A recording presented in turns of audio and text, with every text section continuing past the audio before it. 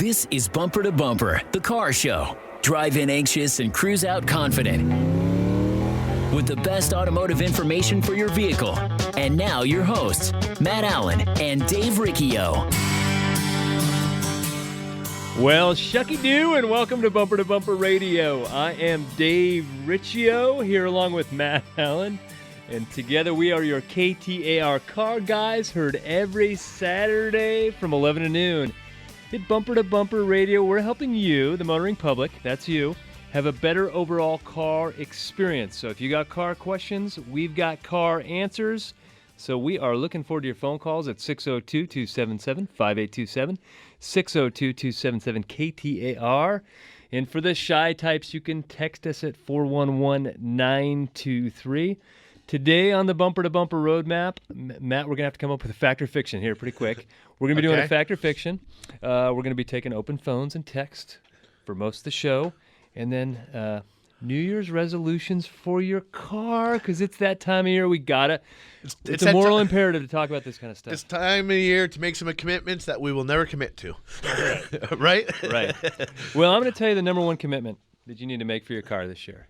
If you do not have a relationship with an auto shop, you need to get one.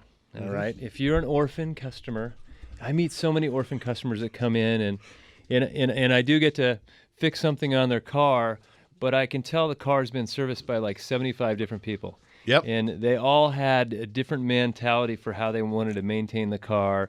And so you get this hodgepodge of auto repair instead of someone just taking care of the car. Yeah, I talked to a woman this week that was one of those orphan-type customers, a little bit here and then some over here because someone likes them, and then here and here. And it's a good way to waste money, duplicate services, confuse things, detach responsibility potentially. Yeah. No, you gotta go have a relationship with the shop. You gotta know your dentist. You gotta know your general practitioner. You gotta have that relationship. Even for your child, you're not gonna take them to a different pediatrician.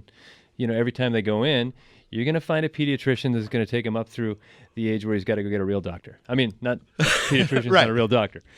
So, yeah, watch out, Dave. My wife might give you a beat down.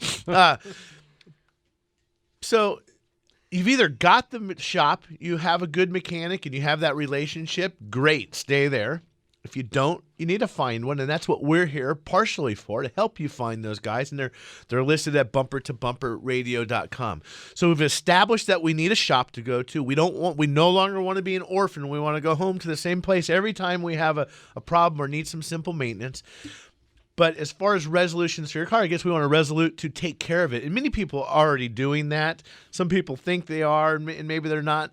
But, Dave, I think I take pretty good care of my truck. I mean, I do own an auto repair shop, so oftentimes the owner's car is the one that's most neglected, the cobbler's kid type of thing. But, I just had my car detailed, and I think that's a good place for somebody to start. Because if you have a clean car and a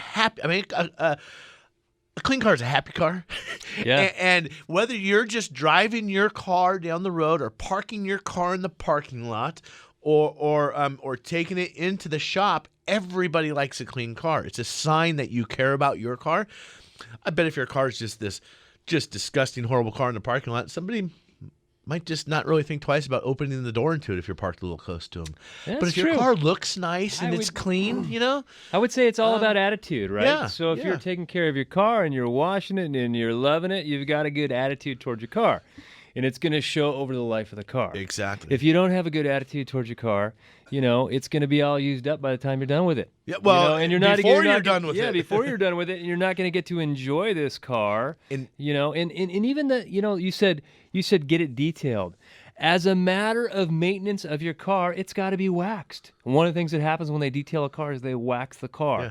So I personally think a car should be waxed twice a year. For some, that may seem a little extreme, but get it detailed once a year and get it waxed. You can spend varying degrees of money. You can get a $90 detail. It's a good detail. I mean, it's all right. Right. You can spend $300 on a detail at a detail specialist, depending on what kind of car you have, and they got overspray on them. But you know what I did, Dave?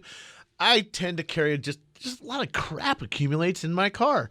So, but we see that with customers' cars too. We have to get in the trunk to check the spare tire. It's full of garbage.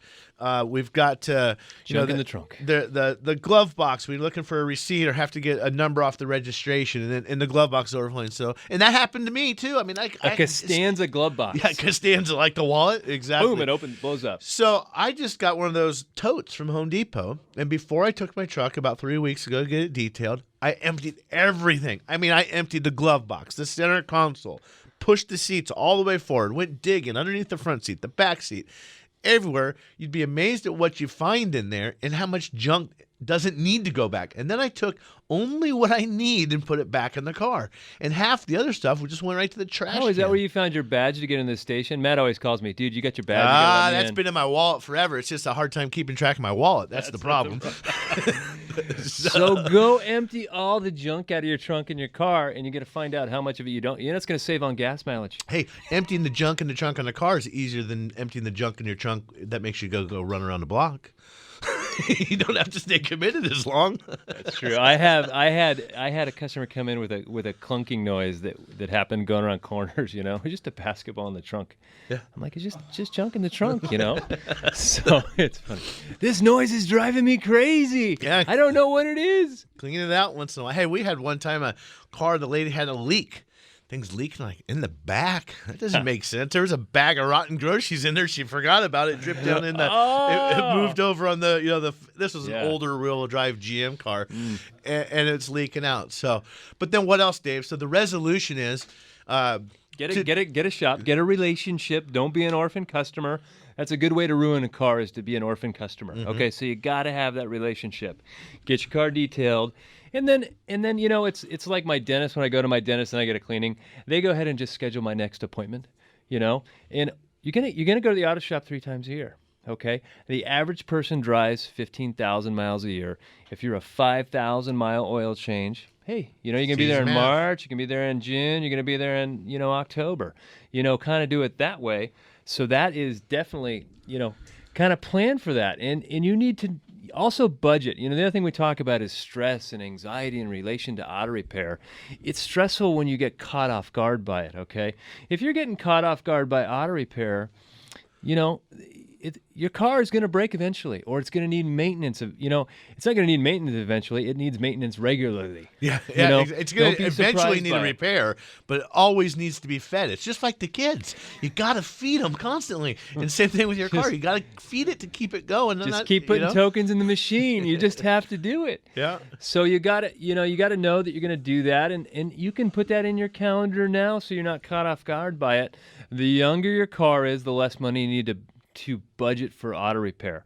The older your car is, the more you need to budget for auto repair. So people say to me, they'll come to me and their car breaks down for the very first time, and the car's got 95,000 miles on it. They're like, the car's been great up until now. I love that. I can't believe there's anything wrong with this car. You know, I've never done anything to it in 120,000 miles, and now all of a sudden you're telling me this? It's like, hello? Did you just hear what you just said? But, okay, so we're going to get the detail. We found the shop. So if you have your regular shop, they probably have a pretty good idea. If you know, they've been in there 3, 4, 5 times. I know at my shop, the same guy usually works on the car. We try to schedule it like that. But if you're that orphan and now you've decided, hey, I'm going to listen. I'm going to do this. 18's my year to take care of my car. I just bought it. It's 2 years old, 3 years old, but I want to make it last. So find your shop. I would suggest, like you said, Dave, you're going to be there 3 times. You can schedule that next appointment just like the dentist. But if you're new to my shop, we really want to have a baseline on your car. And you know, the shops with an oil change, they do a cursory inspection. But, you know, look up the word cursory, and you'll see what your inspection's worth. Of little value. And but the cynical side of me says, you know, we look at your oil change because there's an opportunity to sell things. That's obvious, but don't let that get in the way of being open and objective and having the shop do a full inspection on your car. I always say, in perfect timing too, the beginning of the year, it's like getting on the scale. You may not want to see what that scale says. You may not like that number. Oftentimes I don't. Same thing with your car. Let's establish a baseline. Hey, the thing might be perfect and the number might be right on the button, right where you want it, but it may not be. Or we're going to be able to predict so that you can budget. We might be able to look at your car and say, Mrs. Sally or whatever, the brakes have 8 millimeters of pad life left, and based on the mileage, you probably should be budgeting for those in July. And we can help predict some of these things, and then we can help prevent too. Oh, absolutely. By just doing that inspection.